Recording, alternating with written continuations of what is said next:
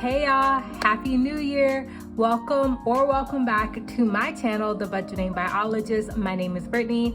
If you're new here, welcome. And if you're oldie but a goodie, thank you so much as always for coming back. We are gonna be kicking off the year strong, working on our January budget, a zero-based budget. If you're interested in that type of content, please consider giving this video a like, commenting, and of course joining the channel by subscribing. I really want to make it to 1,000 subscribers this year. I think I can do it. But anyways, let's go ahead and hop into this video. So I hope you are doing well and staying safe, no matter whenever or wherever you're watching this video. Let's all just take a breath, or maybe I just need to take a breath. Holidays are done, holiday travel is done, at least for me. Starting this year off fresh, I wish you the absolute best on your financial journey this year. I'm putting it out there in the universe. We're all gonna save more money, we're gonna spend less, we're gonna be more thoughtful, all of that in our financial journeys this year. And I am so excited for you to come along, at least my little journey here on my channel. So let's go ahead and get into the actual budget with me. So if you are brand new to the channel, I am a zero-based budgeter, which means every dollar that I get paid has a place in my budget. I get paid semi-monthly, so twice a month at my main job. I do teach on the side at my local community college, but for the month of January, I won't be teaching. The semester doesn't start to the end of January, so the earliest I'll see those paychecks is in February. So let's start off with income as always. So I get 2 paychecks in the month of January, like I mentioned. $2,470 is what I'm expecting for my first paycheck, which is for like the work that I did the second half of December. The second paycheck is $2,430. This is an estimate. I'm not exactly sure what my new pay is going to be. So previously at my job pays our full health insurance premium. But if you decide to get a bit of a better plan, you do have to cover a small portion of the new premium, and it's about $40. So I'm just estimating around what my income for the second half of January will be. The other thing I want to point out here is that this income also includes what I take out for my 401k and other benefits. If you did watch my financial plans for 2024, I'll go ahead and link that up in the cards. Then one of the things that I am going to be working on is maxing out a Roth IRA. I do have a meeting with a financial planner sometime in January. I can't remember the actual date, but it is sometime in January.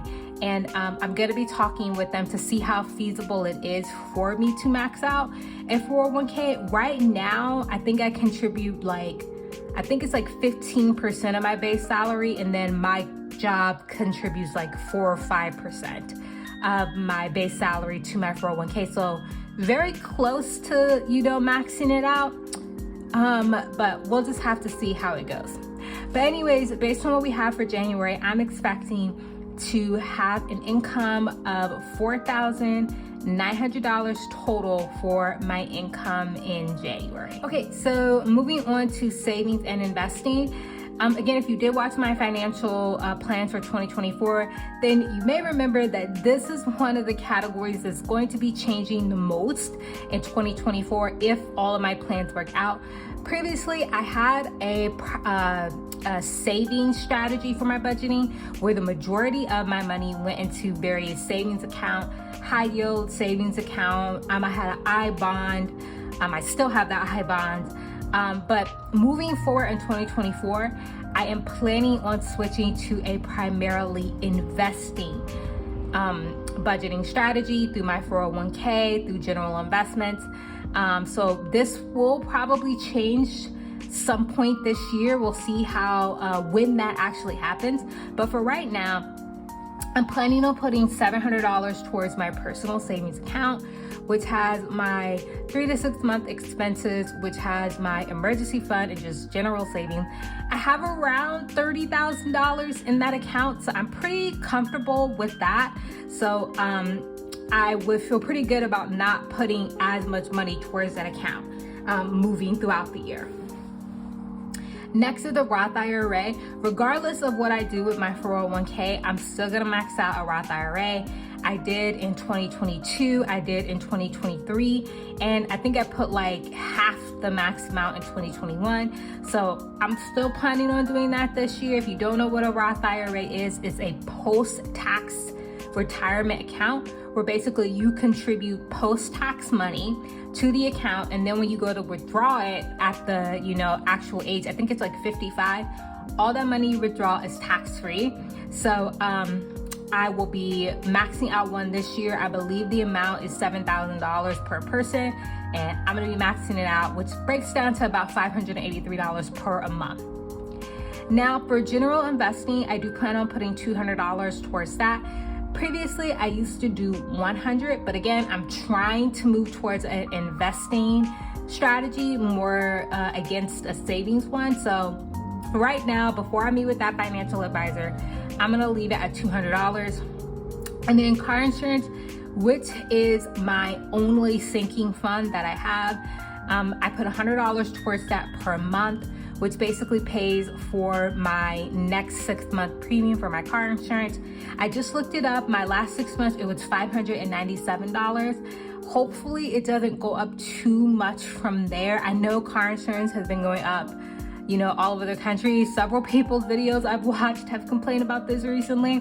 So I'm really hoping that mine doesn't go up too much more than about $600 or whatever that I pay right now.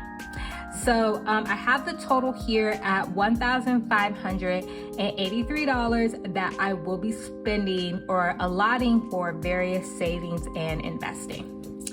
So if we do 4,900 minus 1,583, that leaves us with a balance of $3,317 that we can put towards our fixed and discretionary expenses. One of the reasons why I love zero-based budgeting is that I know where every dollar of my money is going.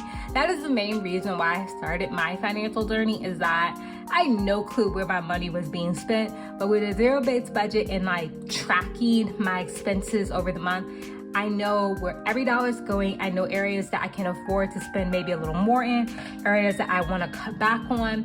So I highly recommend this method if you're looking forward to getting into budgeting. Okay, so now moving on to the fixed expenses, which, as the name implies, these don't change from month to month, also known as bills for the majority of these. I have my bills listed here. Anything highlighted in yellow, I do share that cost with my partner that I live with. So we have a joint account where we basically put a set amount of money for all of our bills and groceries, and then all of it gets paid out of that joint account automatically. So for mortgage, for my portion, I'm gonna be putting $1,529 towards the mortgage, $50 towards water. Now, our water bill is billed on a quarterly basis, so we're definitely overpaying for water. I think the highest water bill we've gotten so far in this house has been $100 for 3 months, so we're definitely overpaying, but I'd rather have a little bit more money than come up short when we actually get the bill. Similar with electric, our electric bill is never $200 a month, $100 for me, $100 for my partner. It's never $200 a month, at least so far, knock on wood, because we do the budget billing, which spreads our payments out evenly over the year. So far, it's been pretty low. It has not gotten super cold here this winter in the DC area, so we haven't really been using the heat.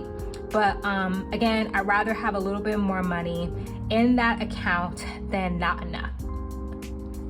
I do pay our Netflix, which I budgeted $17 for. How it kind of works is I pay one account, my partner pays the other. Like, he pays for Amazon Prime, I pay for Netflix, Some of our other subscriptions are like that as well. BIOS, which is for our internet. I'm budgeting $60 for that for my portion. My cell phone bill, I am budgeting $38. And then Apple, which includes Apple Music, and my iCloud, I am budgeting $12. Now, I'm really considering switching from Apple Music. I've had it for a very long time. However, my partner does have Spotify Premium, and we were looking into the family plan. It's $16.99 per month, so it would definitely be cheaper per person. And I'm more willing to switch to Spotify than he is to switch to Apple Music. Like, I really don't use it that much anyway, which is why I'm thinking about changing. I mainly listen to lo-fi, if y'all know what that is. Like when I'm driving, or I listen to my audiobooks on my Libby app. So I don't really use it that much, and I've gone back and forth considering getting rid of it, but I made to switch to Spotify at some point this year. So if I add all this up, it comes out to $1,806 that we are putting towards our fixed expenses or bills. So if I subtract that from the $3,317 that we had left over after savings and investing, that leaves me with $1,511 left over that we can put towards our discretionary expenses. So the last category of expenses that we need to budget for are discretionary, which of course some people call them variable expenses. These can change month to month to month, a lot more than our fixed one. And these are the categories that I'm going to be budgeting today. So because I don't have sinking funds, a lot of my previous sinking funds that I used to have are actually here now, and I just budget for them on an at-need basis, when I think I'm actually gonna need the money, rather than holding it in an individual fund.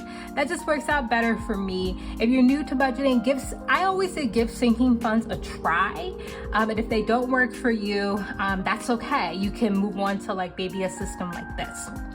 So for discretionary expenses, groceries, again, I do share this cost with my partner. So how much I put towards our groceries is $240 per month. Gas, I plan on spending or budgeting $120 per month. This is probably over what I need for gas at this point. I'm not sure where you're at, but at least in the area that I live in, gas is down to $2.70 a gallon, which ain't bad at all.